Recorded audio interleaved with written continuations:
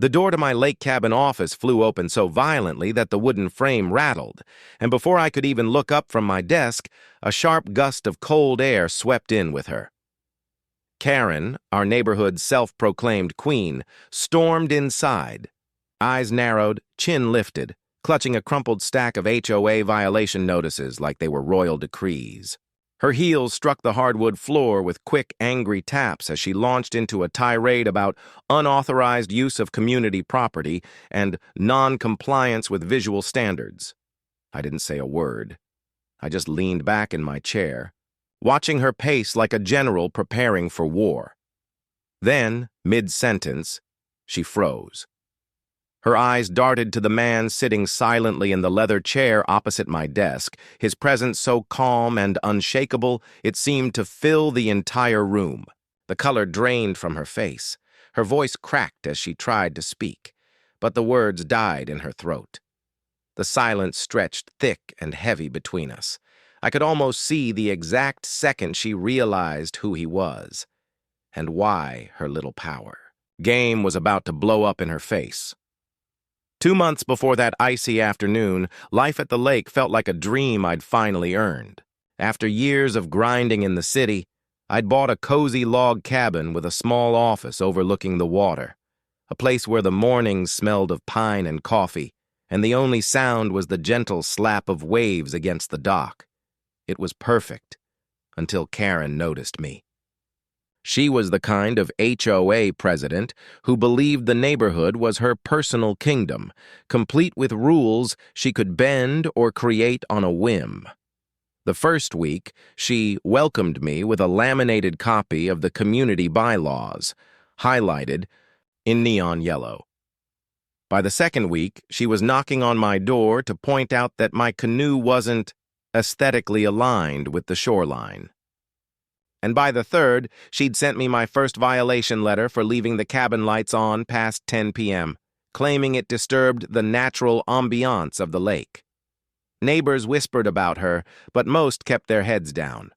Crossing Karen meant months of petty fines, endless inspections, and being the subject of her gossipy HOA emails. I figured if I stayed polite and followed the rules, she'd get bored. But Karen wasn't the type to get bored. She was the type to get bolder. And when she set her sights on controlling my property, she didn't just underestimate me. She underestimated exactly who might be willing to step in on my behalf. She had no idea who she was about to pick a fight with. At first, I tried to laugh it off. The warning notices for trivial things, like my mailbox being half an inch too tall or the Adirondack chair on my dock being unapproved furniture, were so absurd they almost felt like satire. But the frequency of her visits turned my cabin from a retreat into a stage for her power plays. She'd show up unannounced, clipboard in hand, inspecting my flower boxes with the scrutiny of a crime scene investigator. She even called a special HOA review because a wind chime on my porch supposedly violated the noise ordinance. Never mind that it barely made a sound. Each time I responded with calm politeness, even sending her short, cheerful emails, confirming I'd consider her requests. That seemed to infuriate her more. Soon she escalated beyond paperwork. One morning I found her snapping photos of my backyard, muttering about property line encroachments. Another time she intercepted a delivery truck at the gate and demanded to inspect my packages before allowing them through. It wasn't about rules anymore. It was about control. Still, I resisted the urge to explode. I documented everything, kept every letter, and quietly began asking around. Neighbors told me horror stories. One couple had to repaint their entire house because Karen claimed the shade of blue they chose was too cheerful. Another man had his boat launch privileges revoked after refusing to donate to her pet landscaping project. Every story painted the same picture. Karen was untouchable, or so she thought. But her confidence blinded her to the fact that I wasn't just another compliant neighbor. I had connections outside this sleepy lakeside community, connections she couldn't intimidate or fine into submission. And when she tried her most audacious stunt yet, filing a formal motion to revoke my cabin's lake access, I realized she'd finally crossed the one line she could never uncross. The moment she submitted that paperwork, I knew the clock had started ticking toward a confrontation she couldn't win. What she didn't know was that I was already setting the stage for her biggest humiliation yet. It happened on a gray Tuesday morning, the kind where the fog clings to the lake and everything feels a little quieter than usual. I was halfway through, answering emails when I heard the unmistakable crunch of Karen's SUV tires on my gravel drive.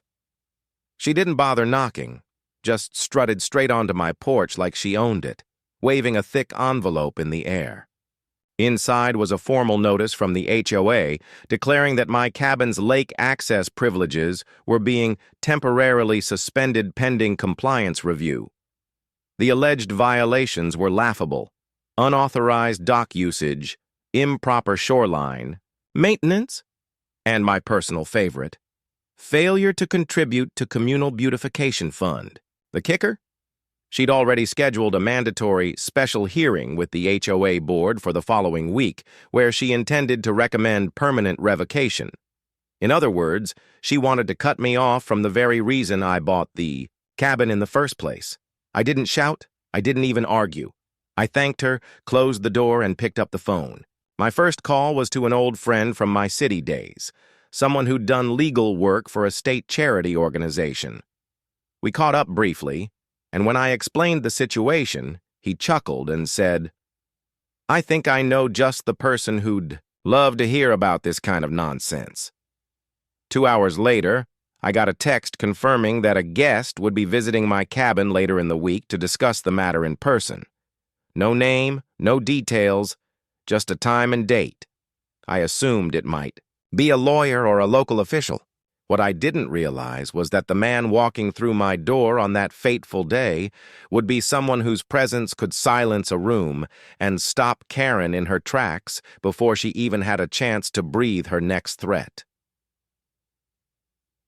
The morning of the A meeting arrived crisp and cold, the kind of day where the lake looked like glass and the air carried every sound. I was in my office, a fresh pot of coffee steaming on the table, when my guest arrived. Tall, composed, dressed in a dark suit that seemed out of place in my rustic cabin. We shook hands, and he took a seat opposite my desk, his demeanor calm, but alert. We'd barely exchanged a few pleasantries when the inevitable happened. Without knocking, Karen burst through the door, her voice already raised as if she'd been rehearsing in the car. "This is it," she barked, slamming a folder of documents onto my desk. "You've ignored every notice, every warning, and now the HOA will be revoking your access permanently, effective immediately." She didn't even glance at the man sitting quietly across from me, too busy flipping pages and jabbing at bullet points with her manicured finger. I let her rant, her words spilling over themselves in her rush to dominate the room. Then, as she paused to catch her breath, her eyes flicked up and landed squarely on him. Her voice faltered. She blinked, then blinked again, her mouth opening slightly. "Governor." The word came out barely above a whisper, dripping with disbelief. He smiled politely, leaning forward just enough to close the space between them. "Karen, is it?" She nodded stiffly, her posture shrinking as he continued. "I've been hearing a lot about your management style here. I thought I'd see it for myself." The silence that followed was heavy enough to crush the swagger right out of her. She fumbled for a response, something about misunderstandings and community standards, but her voice had lost its edge. For once, Karen wasn't in control. She was cornered, and she knew it. The governor didn't raise his voice. He didn't need to. His calm, deliberate tone carried more weight than any shouting could. "Karen," he began, folding his hands neatly on the desk, "I've reviewed the HOA bylaws, and I've also spoken with several residents. What I see is a pattern: selective enforcement, questionable fines, and an abuse of authority that borders on harassment." Her cheeks flushed deep red, but she forced a tight smile, mumbling something about just following protocol. He shook his head slowly. "Protocols protect people, Karen. They don't give you license to intimidate them. And when they're misused, they can lead to legal consequences. Serious ones. The word legal seemed to land like a hammer. She shifted her weight from foot to foot, clutching her folder as if it could shield her. I think this might all be a misunderstanding, she stammered, but the governor pressed on, his voice as steady as the lake outside. From this moment forward, there will be no more baseless fines, no more unauthorized property inspections, and no more personal vendettas disguised as HOA business. Am I clear? Karen nodded, her usual fire extinguished, her shoulders slumping as if the air had been let out of her. For the first time since I'd moved here, she wasn't towering over me. She was shrinking, folding in on herself. The balance of power had shifted, and she knew it. In that moment, it was no longer my word against hers. It was my word, backed by the most powerful man in the state. And she didn't stand a chance. In the weeks that followed, the transformation was almost comical. Karen, once the relentless storm cloud hovering over my cabin, now offered stiff but polite nods when we crossed paths. The endless stream of violation notices dried up overnight. My dock, my porch, even my non-compliant wind chime, all were suddenly acceptable. Word spread quickly through the neighborhood that the governor himself had paid me a visit, and the HOA board, previously Karen's loyal court, scrambled to rewrite several policies, adding clauses about transparency, fair enforcement, and limits to the president's authority.